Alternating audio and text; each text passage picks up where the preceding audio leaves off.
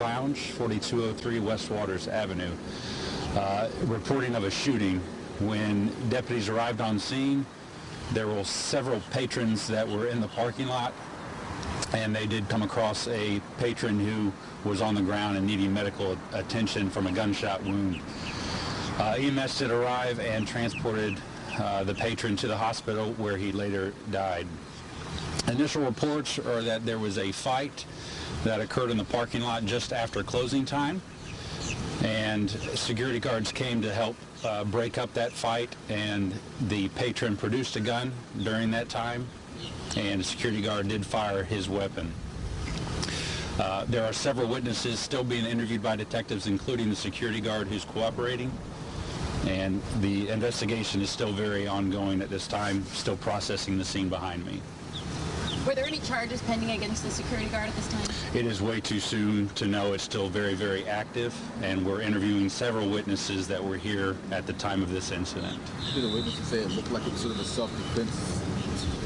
What did they say? It's still too early to tell. I haven't spoken to any of the witnesses or the detectives to get a general idea.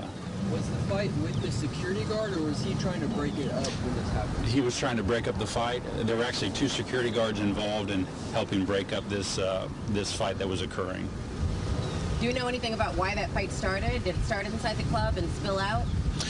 That's not the indication. That the club was closing down, and as people were leaving, coming and going, there was some type of altercation that occurred.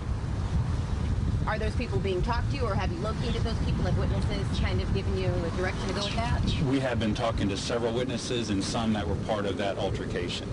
Are there any suspects?